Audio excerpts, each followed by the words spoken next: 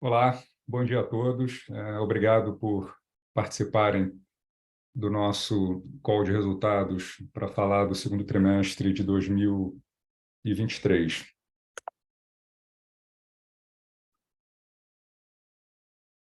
A apresentação hoje está dividida em 3 tópicos. Eu vou falar rapidamente, passar rapidamente por uma atualização institucional da Leblon Equities e depois a gente entra especificamente nos fundos Leblon Ações e Leblon Previdência, nas perspectivas que a gente enxerga para as empresas que compõem o portfólio, como foi a nossa performance no segundo trimestre do ano de 2023.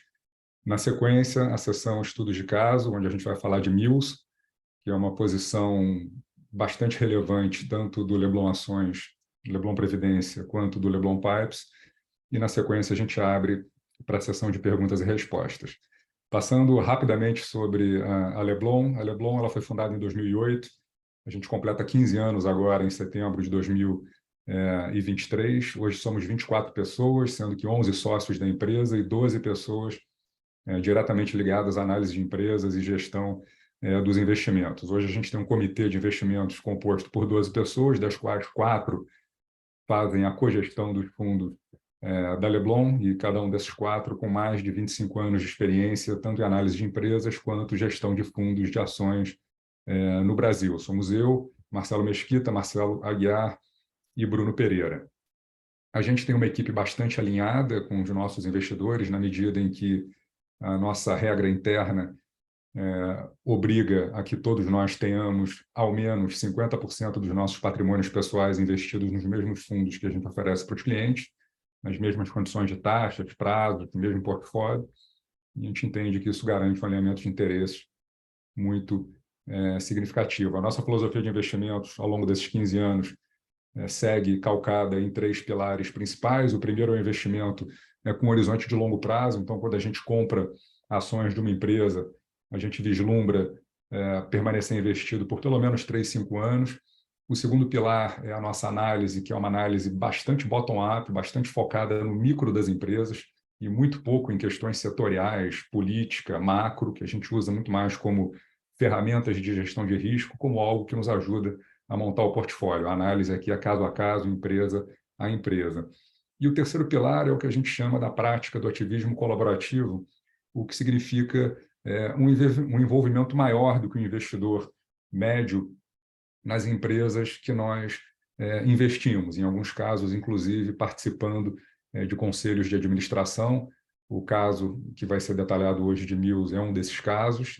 Eu estou no conselho de administração da Mills desde o ano de 2021 e participei também no passado, de 2007 a 2012, do conselho da empresa. A gente entende que isso traz um conhecimento único para a Leblon, para o time da Leblon, tanto um conhecimento setorial quanto um conhecimento da empresa específica, das pessoas que fazem o dia a dia das empresas, como elas pensam, como elas se comportam em determinadas situações. Então, a gente acredita que esse é um diferencial bastante importante da gestão do fundo. A Leblon é bastante focada em ações Brasil. Hoje são 2 linhas de produtos, fundos de ações e os fundos de previdência, que investem percentuais diversos em ações, variando de 49% a até 100%, dependendo do fundo de previdência. E nos fundos de ações são 2 estratégias: a estratégia long only tradicional e a estratégia Pipes, onde a gente tem uma carteira bastante concentrada em 6 ou 7 empresas que, via de regra, são small caps, onde a gente tem uma participação bastante ativa como investidores, indicando conselheiros, etc. Aqui são os 11 sócios da empresa e o histórico de cada um deles. A filosofia de investimentos nós já falamos. Como a gente se divide aqui no dia a dia, eu sou o chefe de gestão. A gente tem um comitê onde 4 cogestores dividem as decisões: eu, Marcelo Mesquita, Bruno Pereira e Marcelo Aguiar, e depois mais 8 analistas de empresas, risco e dados completam o time, que se divide setorialmente e hoje acompanha algo entre 80 e 90 empresas de capital aberto no Brasil. A gente está administrando hoje algo em torno de 1,7 bilhão de reais, divididos dessa forma. Então, os nossos fundos de previdência com 38%, e na sequência, os investidores institucionais, os fundos de pensão com 35% desse patrimônio sob gestão, e aí distribuidores, plataformas digitais e pessoas físicas completam a nossa base de investidores. Vamos falar agora dos fundos, do Leblon Ações e do Leblon Previdência. Performance no trimestre, foi um trimestre de fortíssima recuperação no valor das cotas dos fundos. As empresas performaram muito bem, o Leblon Ações 1 e 2 subiram algo em torno de 28% no trimestre, contra uma valorização de 16% do Ibovespa no mesmo período. No ano, o Leblon Ações com 19% de valorização, o Leblon Ações 2 com 15%, contra uma valorização de 7% do Ibovespa, e nos últimos 12 meses também ambos superando o índice Ibovespa, depois de 2 anos muito difíceis, onde principalmente as small caps no Brasil sofreram demais com essa sequência de crises intermináveis que nós vivemos, pandemia, guerra, eleição polarizada. As small caps foram bastante penalizadas nesse período.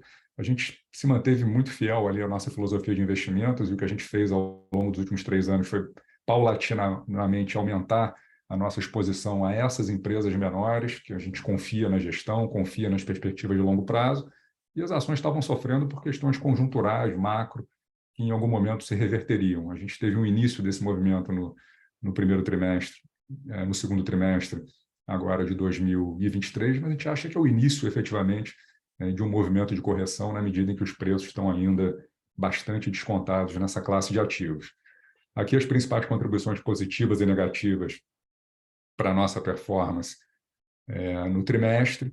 Então, do lado positivo, o B3, que é a principal posição do fundo, uma ação que subiu aí cerca de 40% no trimestre, se recuperando de patamares muito deprimidos ali no final do primeiro trimestre de 2023. A gente ainda vê um potencial de valorização significativo na ação. Fizemos uma pequena venda para realizar lucros, mas pouco significativa. O B3 segue sendo a principal posição do fundo. E, na sequência, a Ocean Pact, que é uma small cap também, que está presente no Leblon Pipes, está presente de maneira relevante nos fundos de Leblon Ações e Leblon Previdência. Uma ação que sofreu demais em 2021 e 2022, em função de uma combinação de resultados um pouco abaixo da expectativa do mercado, que geraram um aumento de alavancagem no momento em que a taxa de juros no Brasil está em patamar alto e que os spreads de crédito para as empresas menores abriram bastante. Então, isso levou a uma preocupação do mercado, de alguns investidores, em relação à capacidade da empresa conviver com essa alavancagem. A gente tinha uma visão de que a empresa conseguiria gerenciar esse momento na medida em que a tendência dos preços dos aluguéis de embarcação, não só no Brasil, mas no mundo inteiro, é de franca recuperação, e isso tende a beneficiar a capacidade de geração de caixa da Ocean Pact nos próximos anos. Então, a gente aumentou a nossa posição aí em 2021, 2022, e agora agora a gente está começando a colher os frutos dessa decisão. BTG foi outra posição importante. Do lado negativo, muito pouca coisa, mas aqui os destaques foram a nossa posição bastante pequena em Cora Saúde, Vamos e Blau. Na sequência, aqui as principais mudanças na carteira ao longo do trimestre. Então, nós adicionamos um pouco mais de 2 small caps, a Brisanet e a Priner, isso no início do trimestre, ainda a um preço por ação bastante inferior ao atual. Então, foi uma boa decisão de aumentar as duas. E aumentamos também a nossa posição em Vamos, no follow-on que a empresa realizou agora no mês de junho. É uma empresa que vem crescendo a um ritmo bastante acelerado e tem vindo ao mercado praticamente todo ano emitir ações para financiar esse crescimento. Como o mercado ainda não estava muito aquecido para ofertas de ações, quando eles anunciaram a transação, a ação sofreu, ela estava negociando ali a 13, 13,50, a operação de aumento de capital foi precificada a R$11 por ação. A gente achou que era uma oportunidade boa para aumentar a posição. Nas vendas, aqui foram pequenas realizações de lucros em empresas que permanecem sendo relevantes no nosso portfólio, mas como valorizaram muito aí no trimestre, a gente aproveitou para vender um pouquinho de B3, Santos Brasil e Lojas Renner. E zeramos 2 posições. Suzano, que é um investimento de longa data do fundo, contribuiu positivamente nos últimos anos para a nossa performance, mas hoje a gente não acha ali a assimetria de valor tão interessante para justificar a manutenção da posição em Suzano. Existem algumas variáveis que a gente controla muito pouco, como o preço de celulose e o próprio preço do câmbio, que apontam para direções aí nos próximos 2 anos que não ajudam muito a geração de caixa da Suzano. Então, dado o valuation já mais não tão distorcido, a gente optou por vender a posição e se concentrar no restante do portfólio. O mesmo aconteceu com a Alper, que é uma small cap que a gente zerou no início do trimestre. Com isso, as principais posições do fundo ao final de junho eram B3, que eu já mencionei, Mills, que vai ser detalhada no estudo de caso, Lojas Renner, Ocean Pact, Natura, são as 5 maiores. Na sequência, a gente tem Priner, BTG Pactual, Santos Brasil, Grupo Pão de Açúcar, que está na mídia recentemente, uma série de eventos. A gente tem aí a iminência do spin-off e distribuição das ações da operação do Êxito, que é o maior varejista alimentar da Colômbia, que hoje pertence 97% ao Grupo Pão de Açúcar. Essas ações vão ser distribuídas para os acionistas nas próximas semanas. E, durante esse processo de separação de ações do Êxito, surgiu um comprador potencial que fez uma oferta firme para comprar essa operação colombiana ao equivalente a R$15 por ação de Pão de Açúcar, no momento em que o Pão de Açúcar estava negociando a R$16 por ação na Bolsa. Então, confirmando ali a nossa tese de que, quando calculado pela soma das partes que compõem o grupo, a ação estava extremamente descontada. O Pão de Açúcar apresentou uma valorização desde então, saiu ali dos R$16 para os atuais 20 e 21. A gente ainda acha descontado, a gente segue posicionado em Pão de Açúcar. E aqui a divisão setorial do fundo, ali no fechamento de junho. A carteira do Leblon Pipes, como vocês sabem, é uma carteira bastante mais concentrada nas small caps. Esse fundo ele tem uma condição de resgate diferente, lock-up anual, resgates semestrais, o que nos permite uma concentração significativa em empresas menos líquidas. Hoje, 7 empresas compõem a carteira do Leblon Pipes, sendo Ocean Pact, Priner e Mills as principais. Falar um pouco do cenário para o mercado de ações nos próximos meses e trimestres. A gente teve um trimestre de forte valorização da Bolsa Brasileira, das small caps, dos fundos geridos pela Leblon. É natural que as pessoas comecem a se perguntar: será que já não foi? Será que eu já não perdi a recuperação de preços do mercado? A gente tem a visão que a gente pode estar só no começo de um movimento de ajuste. Aqui a gente tem a evolução de variáveis importantes para a formação de preço das ações no Brasil aí nos últimos anos. O primeiro é o juro real de longo prazo, ao longo dos últimos 15 anos, oscilando ali entre uma mínima de 3% ao ano acima da inflação, até uma máxima ali em torno de 7%. Recentemente, a gente chegou ali muito perto das máximas históricas, com o juro real longo medido pela NTN-B, com vencimento em 2035, atingindo ali mais de 6,5% ao ano. Houve uma recuperação importante nesse trimestre, mas o juro longo permanece num patamar elevado de 5,3% ao ano, para um papel indexado à inflação com 12 anos de prazo. É um juro real extremamente alto, principalmente num mundo de juros reais negativos ou muito próximos a zero. O prêmio de risco do Ibovespa, e aqui a gente calcula da seguinte forma: é o inverso do PL, do Ibovespa, menos o juro real de longo prazo medido pela NTN-B 2035. Na teoria, esse é o retorno em excesso que você tem disponível ao investir nas ações que compõem o índice Bovespa, comparado ao retorno que você teria investindo no juro real de longo prazo. Hoje, esse retorno excedente está em 6% ao ano, o que é mais de um desvio padrão acima da média histórica de prêmio de risco do Ibovespa, que é um pouco abaixo de 4% ao ano. O mesmo acontece para as small caps, só que, na verdade, as small caps elas estão negociando com 2 desvios padrões de prêmio de risco acima da média histórica, hoje cerca de 4,5% ao ano de prêmio de risco para as small caps. A gente só observou esse patamar ali em poucos momentos, né, no auge da crise da pandemia, ali no ano de 2012. Então, a gente, mesmo com a valorização recente, ainda existe muito espaço. Grande parte disso é provocado por um movimento técnico de resgate nos fundos de ações no Brasil, que perdurou aí por praticamente 3 anos. Então, a representatividade dos fundos de ações na indústria de fundos brasileira, que chegou a superar os 15% ali no ano de 2020, hoje está abaixo de 10%, o que significa que todos os gestores de ações, sem exceção, Leblon Equity inclusive, vêm recebendo resgates líquidos ao longo dos últimos 2 anos e meio.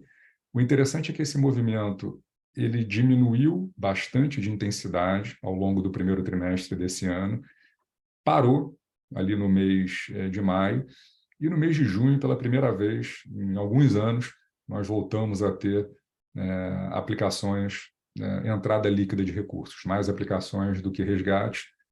Imagino que, quando os dados da indústria forem divulgados, isso é um fenômeno que já começa a impactar toda a indústria, e sem dúvida nenhuma, algo muito positivo que, em se mantendo, daria uma sustentação importante para a recuperação de preços das ações, principalmente porque tem um espaço muito grande ainda quando você olha os valuations. Eu vou trazer aqui algumas métricas para reforçar essa visão. A primeira é a avaliação do Ibovespa pelo múltiplo preço-lucro aí nos últimos 20 anos. Então, mesmo com a recuperação recente, e aqui a gente está excluindo Petrobras e Vale da conta para não causar maiores distorções. Então, hoje o Ibovespa negocia 10 vezes o lucro projetado para os próximos 12 meses, contra uma média histórica de 12 vezes e meia. Quer dizer, o Ibovespa teria que subir 25% dos patamares atuais só para que ele estivesse negociando na sua média histórica de preço-lucro. Quando a gente olha para um prazo ainda mais longo, aqui a gente tem vários países, mas vamos se focar no Brasil, ao longo dos últimos 20 anos, em que faixa de valuation medido pelo indicador preço-lucro esses países negociaram ao longo dos últimos 20 anos. Aqui a gente tira os outliers, então os 10% momentos onde o Ibovespa estava mais caro e os 10% dos momentos onde ele estava mais barato não estão representados nessa barrinha. Aqui a gente tem o percentil 10 até o percentil 90% de ocorrência dos valuations. E a gente hoje, a 8 vezes lucro, e esse 8 vezes é diferente do 10 do slide anterior, porque aqui sim, Petrobras e Vale estão entrando na conta, está ali muito próximo dos valores mínimos dessa faixa de 10% a 90%, demonstrando que existe um espaço significativo para alta, sem que a gente esteja falando de valuations distorcidos ou muito elevados, né, aqui no Brasil.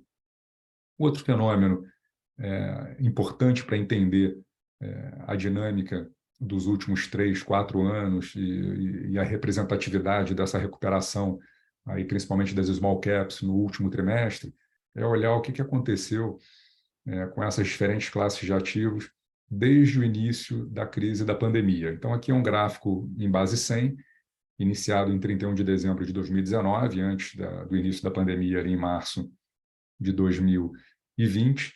A linha preta é o índice Bovespa, que já está acima do patamar pré-pandemia em 2% nominais, e a linha verde é o índice de small caps, que ainda está 20% abaixo daquele patamar. Então, apesar da recuperação recente, quer dizer, ainda existe um desconto muito grande das small caps para as empresas maiores no Brasil. E o que a gente fez ao longo desse período? Quer dizer, a nossa filosofia de investimentos ela não foca em antecipar o timing de grandes mudanças do mercado. Quando é que o mercado vai ficar com apetite a risco maior ou menor?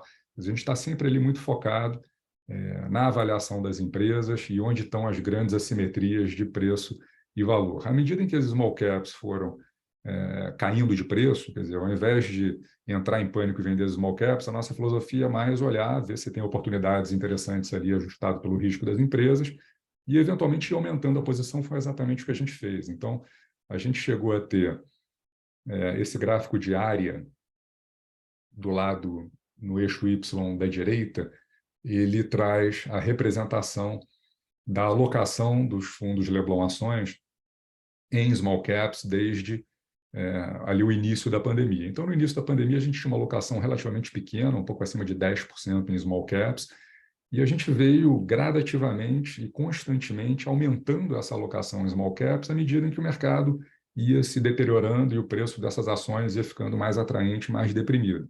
Então, nós saímos de 10% em small caps ali no auge ou no início da pandemia para os atuais 40%, que é muito próximo ali das nossas máximas históricas de 45%, 50% investido em small caps. Evidente que isso não ajudou a nossa performance nos anos de 2021 e 2022, mas essa alocação e esse investimento nos colocam numa posição hoje privilegiada para uma eventual recuperação do mercado. Eu acho que o segundo trimestre já foi um belo indicativo disso. Então, o fundo hoje ele tem uma energia potencial muito grande, na medida em que a gente aumentou o investimento nessas empresas que têm maior potencial de valorização durante essa longa crise aí dos últimos 2, 3 anos. Como eu falei, em 2023 a gente já começa a ter uma reversão dessa underperformance das small caps em relação ao Ibovespa. Então, no primeiro semestre, elas apresentaram uma valorização de 13% contra 8% do Ibovespa. E é importante a gente observar o quão relevante tem sido a correlação da performance relativa das small caps vis-à-vis o Ibovespa em ciclos de redução de taxa de juros no Brasil. Então, é uma correlação muito forte. Esse gráfico traz duas informações. A linha verde escura, no eixo do lado esquerdo, traz a performance do Small Caps Index dividido pela performance do Ibovespa desde 2009, nos últimos 15 anos, praticamente. E a linha mais clara, no eixo da direita, traz a Selic, a taxa de juros base da economia brasileira, num eixo invertido do lado direito. A gente inverteu o eixo para que a correlação fique mais evidente. Então, a gente vê muito claramente que em momentos de redução de taxas de juros no Brasil, as empresas menores tendem a autoperformar as empresas maiores. Tem uma explicação fundamental para isso, que é o fato das empresas menores terem uma alavancagem maior e uma sensibilidade maior ao custo do dinheiro no Brasil. Elas pagam spreads maiores e são um pouco mais alavancadas. Então, naturalmente, em momentos de subida de taxa de juros e abertura de spreads, elas sofrem um pouco mais e, em contrapartida, se beneficiam mais quando o movimento inverso ocorre. Tem também uma explicação técnica de fluxos, porque em momentos de elevação de taxa de juros no Brasil, você tende a ter uma migração de fundos de renda variável, fundos de ações para fundos de renda fixa. Isso acaba fazendo com que os gestores tenham que vender ações e as ações menos líquidas sofrem mais nesse momento. Então, isso explica um pouco dessa correlação essa que a gente observa também no próprio fundo Leblon Ações, porque como historicamente a gente sempre manteve ali alguma coisa entre 20% e 30% alocado em small caps, em alguns momentos caímos para 10%, agora quando a gente está muito otimista aumentamos para 40%, mas historicamente a gente sempre manteve alguma coisa ali em torno de 25%. A nossa correlação relativa com o Ibovespa e o ciclo de juros no Brasil também é muito forte. Então, historicamente, a gente performa muito bem nos ciclos de queda de taxa de juros no Brasil, um pouco em função dessa alocação estrutural em small caps que o fundo carrega. Olhando para os fundamentos, que é sempre o nosso foco principal, as empresas continuam performando muito bem, continuam saudáveis do ponto de vista operacional e também de alavancagem. A gente fez essa análise no call passado, a gente está refazendo ela aqui, comparando os resultados do primeiro trimestre de 2023 com os resultados do primeiro trimestre do ano de 2022 de todas as empresas da nossa carteira.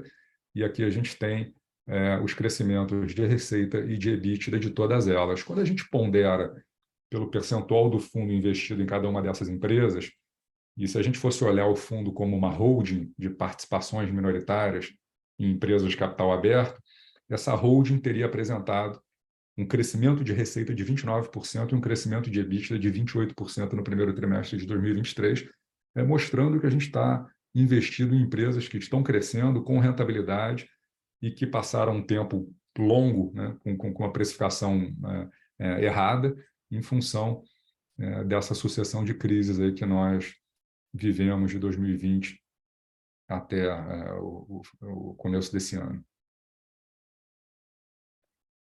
Aqui algumas outras formas de olhar também, mas essas aqui até um pouco mais anedóticas.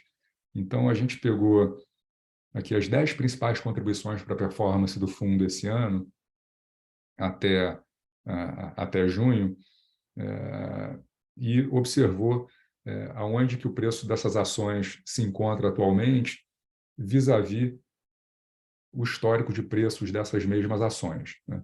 Então, a gente tem ali 2 casos de ações que estão nas máximas históricas, que são Santos Brasil e Banco Pactual, e a maioria esmagadora das outras empresas do portfólio ainda muito distante de valores que elas já alcançaram no passado. Evidentemente que nem todas voltarão a atingir esses valores em algum momento, seja porque os fundamentos mudaram, ou seja porque no passado a distorção era outra, né? Era uma distorção de exuberância irracional que talvez não se repita, mas não deixa de ser um indicador interessante. E aí a gente fez a mesma conta aqui para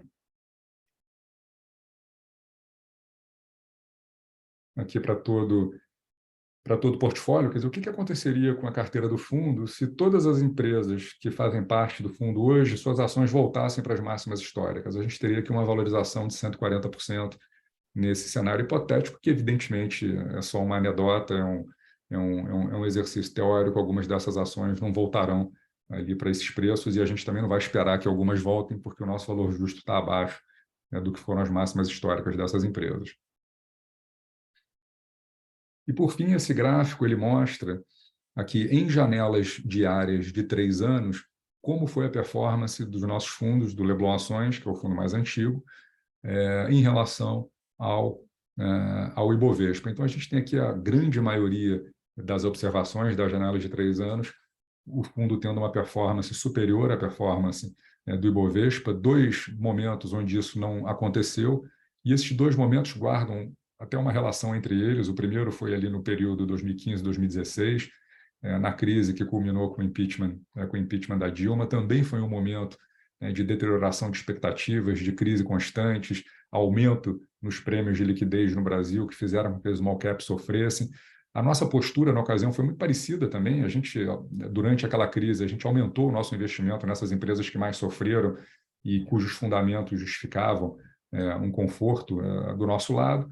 E quando a gente teve uma reversão do ciclo e uma melhora no apetite a risco dos investidores, o fundo recuperou muito mais do que ele perdeu ali em 2015, 2016. A gente acredita que a gente pode estar num momento análogo agora. A gente sofreu em 2021, 2022 por 2 fatores, né? Pelo fato da gente ter muito mais small caps do que a média do mercado, pelo fato também da gente não ter Petrobras na carteira. Aí é uma questão de gestão de risco. A gente não entendia ou não conseguia precificar muito o risco político. Então, a gente optou por não ter Petrobras nesse período, mas isso custou performance relativa para a gente. Mas, como eu disse, a gente acredita que construiu energia potencial no fundo ao longo desse período para que a gente possa recuperar tudo e mais um pouco do que foi deixado para trás em relação ao Ibovespa nos últimos 2 anos. Bom, vamos começar agora a falar de Mills, que é o nosso estudo de caso de hoje. A Mills é uma posição antiga das nossas carteiras. A gente fez o primeiro investimento na época do IPO da empresa em 2010, deixamos de ser investidores em 2013, em função do valuation elevado que a empresa atingiu naquele momento. A Mills abriu capital a R$ 11 por ação, chegou a negociar acima de R$ 30 por ação ali em 2012, 2013. Nós vendemos nossa posição e voltamos a ser acionistas ali no ano de 2020. Em 2021, eu fui convidado para voltar para o Conselho de Administração e a gente já está ali há mais de 3 anos investido numa empresa que vem apresentando uma evolução muito positiva, não só no que se refere aos números, crescimento de receita, EBITDA, lucro, recuperação de retorno sobre capital investido, tudo isso com uma alavancagem controlada, mas institucionalmente é uma empresa também muito mais sólida do que aquela empresa de 10 anos atrás, quando ela abriu capital. Então, quando eu voltei para o conselho, eu fiquei muito impressionado ali com a qualidade das pessoas que compõem o conselho, com o time de executivos. Então, acho que é uma empresa que tem tudo para continuar crescendo com rentabilidade. Hoje, a Mills ela é líder no Brasil no aluguel de equipamentos leves. Os equipamentos leves são as plataformas aéreas, aquelas maquininhas que fazem movimentação de pessoas e cargas para grandes alturas. A Mills tem 30% de participação de mercado contra 6% do segundo maior player. Então, ela tem uma vantagem competitiva muito significativa, ela compra esses equipamentos a preços melhores do que os concorrentes compram, em função da escala dela. Ela tem uma alavancagem operacional na manutenção das máquinas, na operação, porque você consegue ter um ratio de engenheiros e técnicos por máquina muito menor do que os concorrentes, quando você tem uma escala desse tamanho. A Mills ela entrou recentemente, no final do ano passado, num mercado muito interessante por dois motivos. Primeiro, porque é muito fragmentado, que é o mercado de máquinas pesadas, conhecido como linha amarela, que são aquelas máquinas que fazem movimentação de terra, retroescavadeiras, motoniveladoras, tratores com esteira, quer dizer, grandes obras onde você tem movimentação de terra, principalmente nos segmentos de infraestrutura, mineração e até no agronegócio, são máquinas bastante usadas. E esse mercado é um mercado muito maior do que o mercado que a Mills atua hoje. A gente estima que o mercado de linha amarela no Brasil seja um mercado 13 vezes maior em faturamento do que o mercado de aluguel de plataformas aéreas. É um mercado ainda muito fragmentado. O número 1 tem cerca de 5% de participação no mercado, e a gente vê um espaço significativo para a criação de um player relevante aqui, na medida em que a Mills ela já tem um nome muito forte em aluguel de equipamentos no Brasil. Ela tem hoje filiais em 18 estados, são 55 filiais espalhadas no Brasil. Grande parte dos nossos clientes na Mills que alugam equipamentos leves também tem na sua operação aluguel de equipamentos de linha amarela, então isso facilita a nossa entrada nesse segmento. A empresa hoje tem uma base de clientes muito diversificada. Isso é diferente do passado, porque em 2010, 2012, a Mills era muito dependente dos segmentos de construção e infraestrutura. Hoje, construção e infraestrutura representam cerca de 25% da receita total da Mills. A Mills ela diversificou muito a sua base de clientes. Hoje, vários clientes industriais em diversos segmentos. No agronegócio também é um cliente importante da Mills, tanto em leves quanto em pesados, empresas de bens de consumo, varejistas. Então, hoje é um portfólio diversificado de clientes no que se refere à diversidade setorial.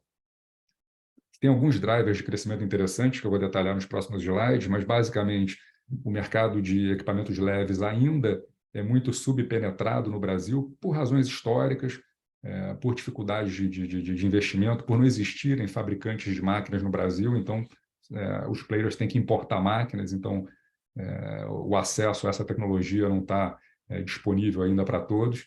E o reflexo disso é que o Brasil hoje tem 16 máquinas por cada 100 mil habitantes, contra 220 nos Estados Unidos e 60 no Chile, né? Óbvio que o Brasil nunca vai chegar ao nível de penetração de máquinas que você tem nos Estados Unidos, mas a gente acredita que no médio e longo prazo, ali algo entre 25 e 30 máquinas por habitante seja absolutamente possível no Brasil. E no negócio de pesados, a gente ainda tem um rental share, né? O que é o rental share? Quantos por cento do estoque de máquinas hoje está na mão das companhias que são alugadoras de máquinas e quantos por cento está na mão do cliente final? Quando você olha Estados Unidos, Inglaterra, esse ratio é mais ou menos 50-50. No Brasil, só 25% na mão das rental companies. Isso tem razões históricas. No passado, as grandes empreiteiras eram donas das frotas de linha amarela, então Odebrecht, Andrade Gutierrez, Camargo Corrêa, elas compravam essas máquinas e operavam, e poucos alugavam, mas a gente vem observando nos últimos anos um movimento constante de migração da compra para o aluguel, porque faz muito sentido econômico, né, para o cliente, principalmente. Em termos de valuation, apesar da recuperação recente da ação, a Mills ainda negocia com potencial de valorização da ordem de 70% por fluxo de caixa descontado e múltiplos baixos quando comparados a empresas do segmento de aluguel de equipamentos, como Localiza, Vamos e a própria Armac, que é concentrada em linha amarela. A Mills hoje negocia 4,5 vezes o EBITDA projetado para o ano de 2023 e a 12 vezes o lucro. Isso é um desconto de mais ou menos 40%, 50% para a média do setor. O momento atual é positivo no negócio de leves. A ociosidade permanece alta. Hoje a Mills trabalha com uma capacidade ociosa em torno de 40%, mas a gente tem observado ali uma tendência de redução nessa ociosidade, principalmente a partir do quarto trimestre desse ano. Os aluguéis estão em níveis saudáveis, então hoje, na média, no negócio de equipamentos leves, a Mills consegue cobrar um aluguel equivalente a 3,5% ao mês, que gera um retorno sobre o capital investido superior a 20% ao ano. O negócio de pesados, a gente está entrando agora, mas tem uma janela de oportunidade para os M&As muito interessante. Vocês vão ver que é um mercado bem fragmentado, tem muitos players. Grande parte desses players entraram no mercado há 4, 5 anos atrás, quando o juro estava muito baixo no Brasil. Então, eles conseguiram um financiamento barato para comprar máquinas num preço relativamente baixo. O preço das máquinas de linha amarela hoje está cerca de 100% acima do preço médio das mesmas máquinas há 3, 4 anos atrás. Essa frota ela precisa ser renovada a cada 6, 7, 8 anos. E esses pequenos players estão enfrentando uma dificuldade muito grande para renovar a frota agora. Não tem mais dinheiro disponível no preço que tinha 4, 5 anos atrás e o preço da máquina está 2 vezes mais caro. Então, isso tem aberto uma janela de oportunidade. Algumas empresas ficaram muito alavancadas depois que o juro subiu. Então, a gente tem tido... O nosso pipeline de M&A está bastante aquecido, já foram feitas 2 aquisições no segmento. A gente acredita que tem espaço para ganhar market share rapidamente via M&A nos próximos 1, 2 anos no segmento de pesados. Segmento de infraestrutura, ele está em franca recuperação. A gente está vendo essa recuperação, num primeiro momento, nos preços dos aluguéis dos equipamentos. As taxas de utilização ainda estão bastante deprimidas. Essa divisão da Mills opera com uma capacidade ociosa de quase 50%, mas os preços estão subindo. Então, os preços no primeiro trimestre de 2023 foram cerca de 80% acima dos preços de aluguel dos mesmos equipamentos no ano anterior. Então, você já está começando a ter uma entrada de novos projetos, alguns que foram concessões realizadas nos últimos 5 anos, e isso é um impulso importante para a divisão de infra da Mills aí nos próximos anos. Aqui, para entender um pouco o tamanho dos mercados endereçáveis da Mills e a trajetória da empresa, quer dizer, a empresa já se desfez de alguns negócios no passado, mas os 3 negócios que ela tem hoje, o negócio mais antigo é o negócio de infraestrutura, são formas e escoramentos. É um mercado-alvo relativamente pequeno, né? Foi um mercado de R$300 milhões de receita no ano de 2022, onde a Mills domina, sempre dominou, historicamente, ela é a empresa dominante há décadas, porque ela presta um serviço muito bom e tem uma reputação muito boa com os clientes. Então, ela tem 48% de market share no mercado de infraestrutura, formas e escoramentos. O negócio de leves é um negócio um pouco mais recente, embora nem tanto, é um negócio que já está lá há 15 anos na Mills, começou em 2008 como uma startup, mas hoje a Mills já tem 30% de market share. Então, ela conquistou uma posição de liderança também em contest nesse segmento. É um mercado muito maior do que o mercado de formas e escoramentos, é um mercado de R$3 bilhões de receita de aluguel, isso aí o ano de 2022, onde a Mills tem 30% já é o player dominante.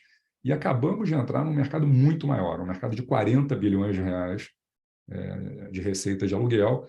Nosso market share é irrelevante, porque entrou-se ali no primeiro trimestre de 2023, mas a gente acredita que a Mills tem todos os atributos para conquistar uma posição de relevância também nesse mercado, que é significativamente maior do que os nossos mercados atuais. Então, ela já provou a sua competência sendo líder em contest em formas e escoramentos, na sequência equipamentos leves, e agora ela está entrando nesse mercado de equipamentos pesados, que é muito mais significativo. Aqui um pouquinho dos drivers de crescimento e rentabilidade por negócio da Mills. Eu já mencionei no negócio de equipamentos leves, você tem o Brasil subpenetrado, com 16 plataformas por 100 mil habitantes, números muito abaixo de países como Estados Unidos, Chile, a própria China e outros países na Europa. A empresa acredita que dá para chegar relativamente rápido a 20 máquinas por 100 mil habitantes, e no longo prazo, 30 máquinas por 100 mil habitantes não seria uma exorbitância, e isso garante um crescimento aí nos próximos anos para essa divisão. A gente não tem expectativa de ganho de market share adicional, acho que 30% já é um market share muito significativo, principalmente quando você leva em consideração que esse business ele tem um caráter relativamente regional, quer dizer, uma filial ela consegue atender um raio de 100, 200 quilômetros em torno dela, né? Onde nós temos filiais hoje, que são 18 estados, 55 filiais em 18 estados, em alguns lugares a gente tem market shares de 40%, 50%, já são market shares relevantes, né? E a gente está hoje em praticamente todas as localidades que a gente quer estar aí no médio e longo prazo no Brasil. Então, eu não espero ganho de market share significativo.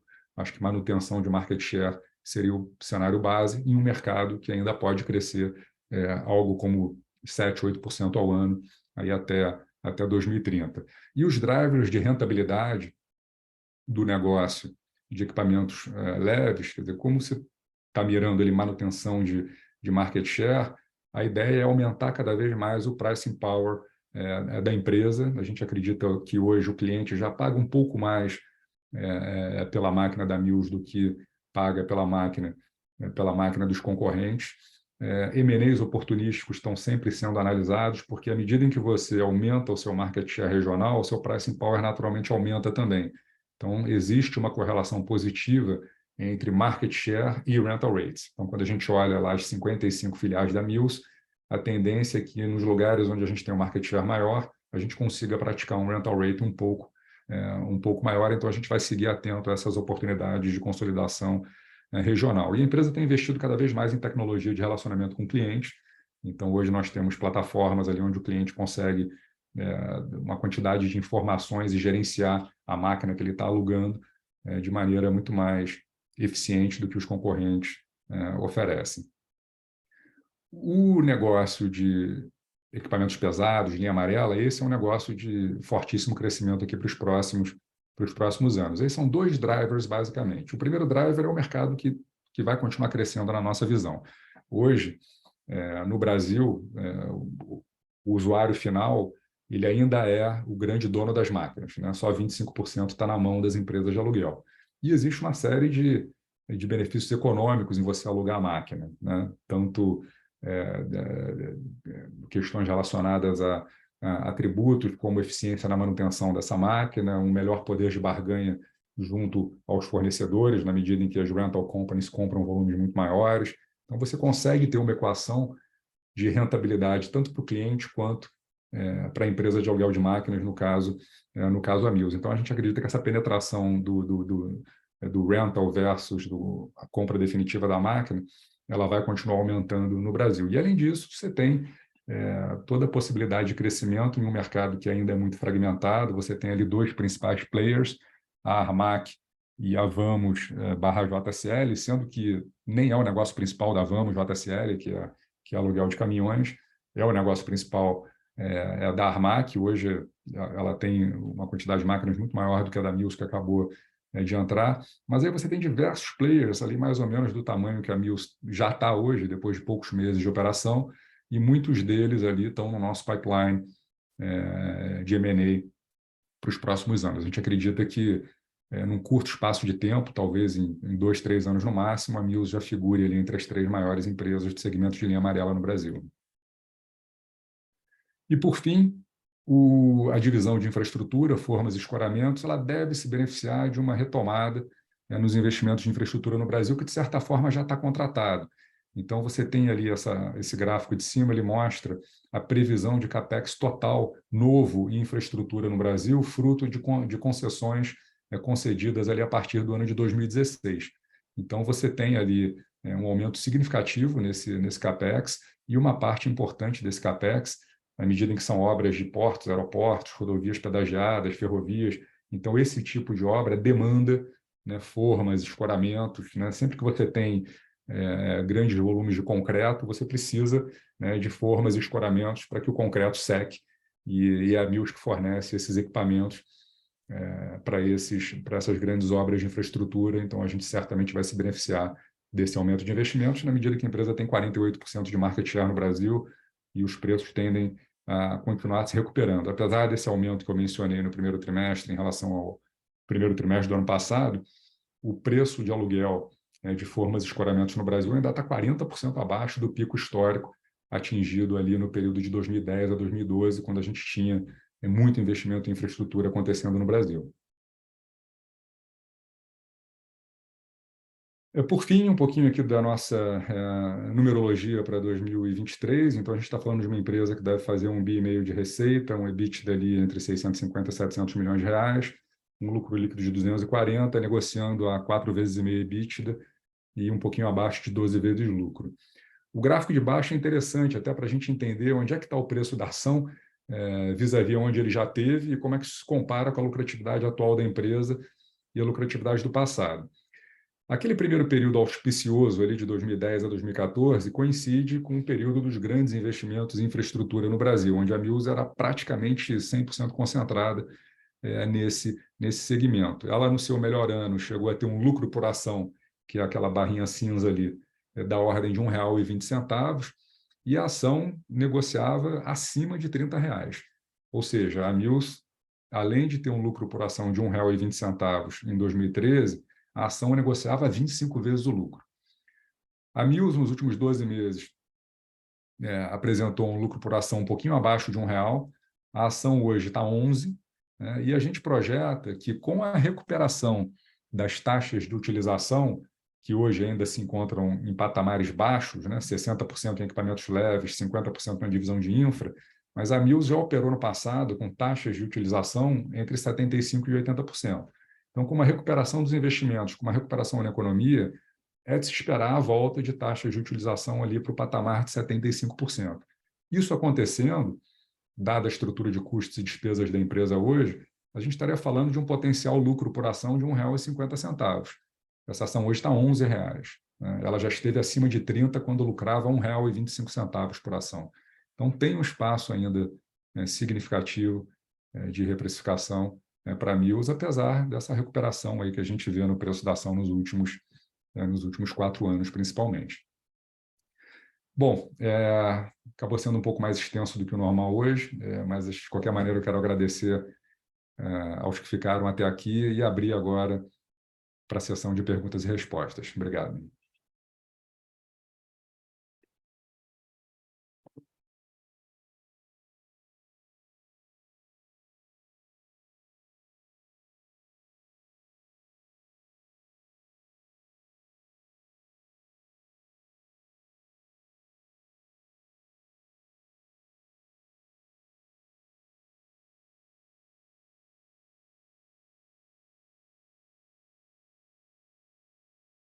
Bom, chegando às primeiras perguntas aqui.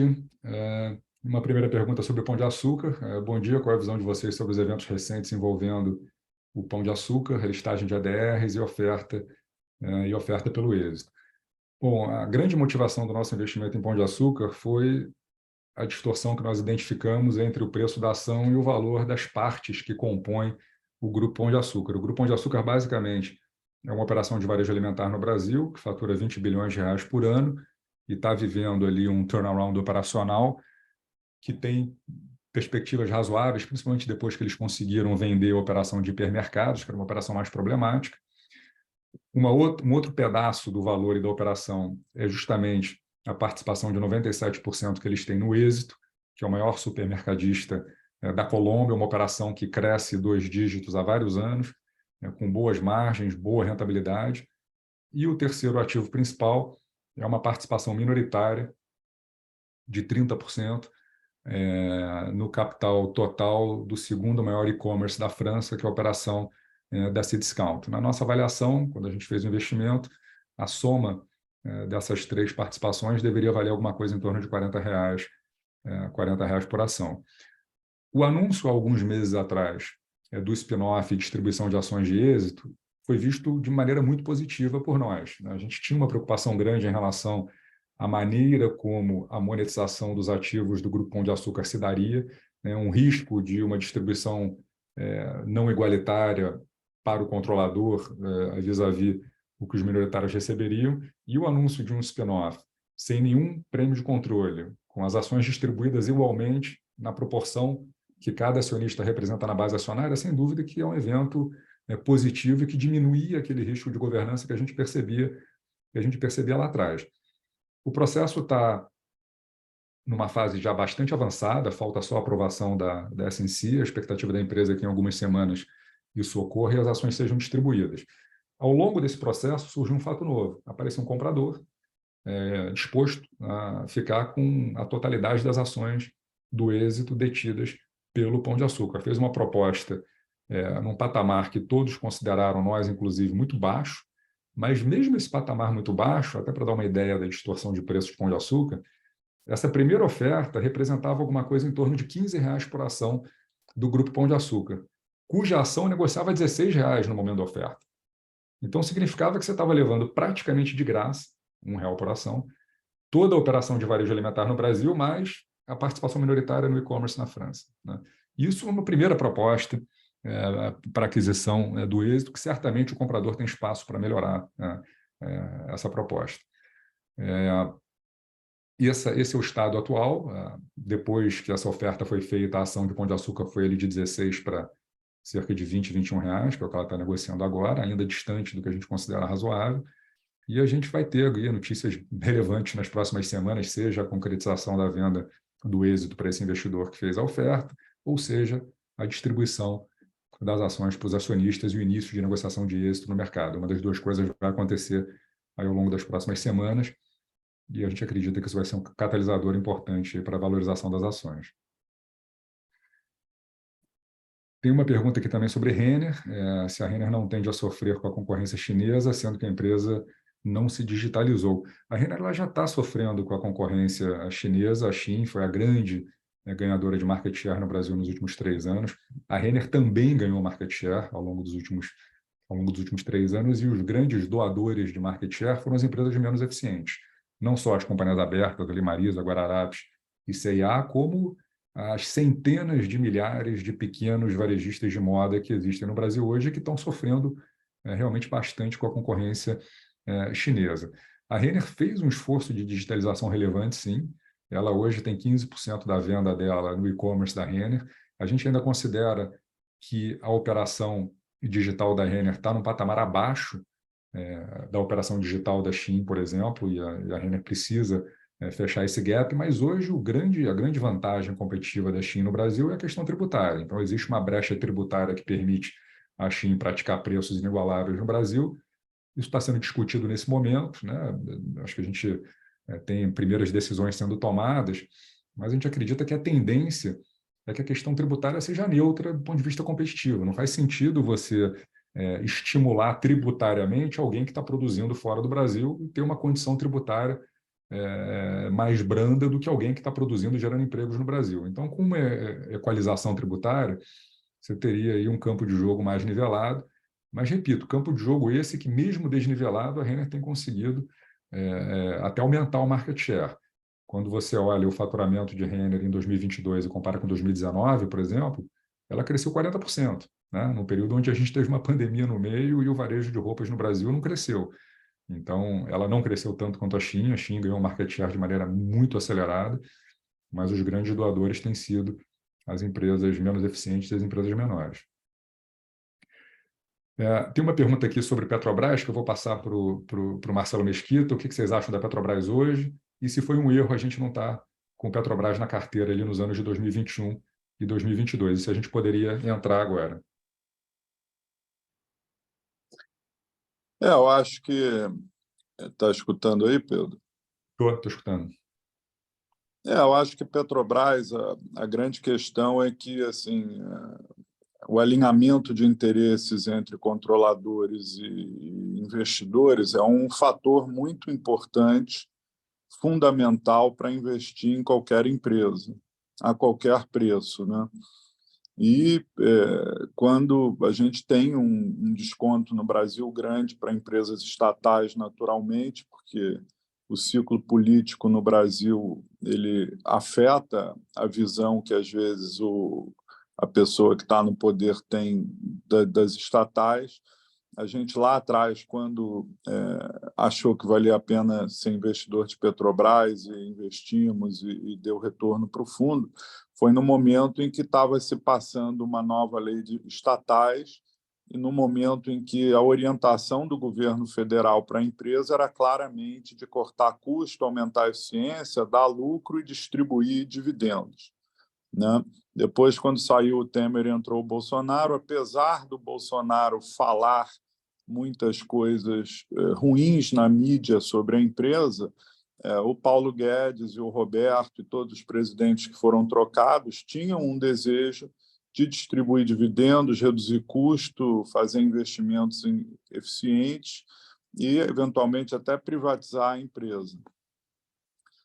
Esse ambiente mudou totalmente. Quer dizer, eu acho que hoje o desejo do governo federal não é esse. O desejo do governo federal é uma empresa que talvez não faça coisas ilegais, mas que certamente não terá o foco que tinha anteriormente. Então, você tem aí um desalinhamento de interesses. O investidor quer ganhar dinheiro e o dono atual, o controlador atual, ele não vê a empresa como uma fonte de dividendos e uma fonte de lucro, de retornos. Então, esse desalinhamento é muito perigoso, porque a qualquer momento você pode ter problemas, né, por essa visão de mundo diferente. Apesar disso, realmente, até agora, não se fez nada errado, né? Eu acho que até agora, apesar de ter dito que mudou a política de preço, ela não mudou na prática, ela mudou muito mais na narrativa do que na prática. Não sabemos o que vai ser feito se o petróleo for para 100, 150 dólares. Quer dizer, no preço atual do petróleo, que está baixo, que está caindo, a empresa tem atuado como anteriormente, de forma correta, vendendo o produto a mercado, a preço de mercado internacional. E, enfim, tem alguns anúncios aí de investimentos que vão ser maiores em renováveis, em diversificação, integração mais na petroquímica. Quer dizer, há uma visão estratégica atualmente diferente da anterior e que é ruim para o investidor, porque esses investimentos em diversificação numa empresa estatal nunca são muito bons, porque a empresa não tem competitividade de custo como o setor privado tem. E nesses setores o concorrente é privado no mundo. Então, você acaba não tendo margens e retornos tão altos como a empresa poderia. Mas não vai ter nada ilegal. Eu acho que a empresa não vai fazer investimentos que não dão retorno, só vão ter investimentos de retorno muito mais baixo do que os retornos dos investimentos que estavam no plano anteriormente. Então, é uma situação bem arriscada. Do ponto de vista de risco-retorno, a gente, olhando a situação, acha que tem outras coisas melhores para investir. A gente não é obrigado a ir para as histórias mais complicadas como essa, onde você tem esse desalinhamento de interesse entre o dono e o investidor, e tem coisas aí mais simples, com triggers que dependem mais de uma lógica mais setor privado enfim.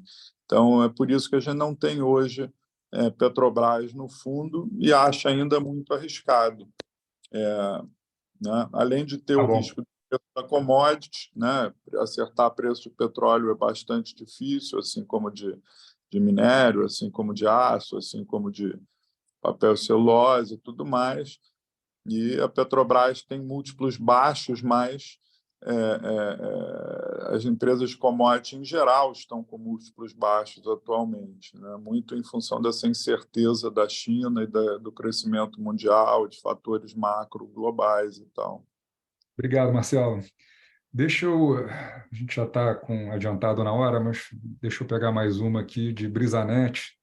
Eu vou pedir para o Stefano pegar essa. Como vocês veem o risco de execução da Brisanet na entrada do 5G e o foco um pouco menor no core business de FTTH? Todo novo produto, todo novo segmento de negócio é inerente que tem um risco de execução por ser novo, mas ele tem uma importância estratégica muito grande. Você ter a oferta do plano móvel e do 5G juntamente com a banda larga coloca a empresa numa vantagem competitiva muito grande versus os players locais. Acredito que hoje ela seja o único regional fazendo um plano de 5G estruturado que ela projetou há vários anos. Então, se você olhar as consultas públicas da Anatel sobre como seriam os leilões regionais de frequência, a empresa participou deles ativamente há vários anos, desde 2017, 2018. Então, esse é um plano que está em construção com bastante planejamento.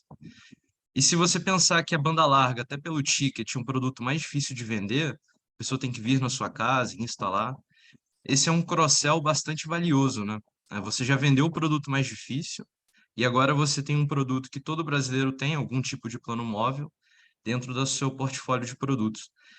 Então, sim, todo novo serviço tem seu risco de execução inerente, mas ele é bastante significativo estrategicamente para a empresa e coloca ela numa vantagem competitiva relevante. Ótimo, obrigado, Stefano. Bom, deixa eu pegar uma última aqui, dado o adiantado da hora. Qual a concentração do setor público versus privado na carteira de clientes, da Mills?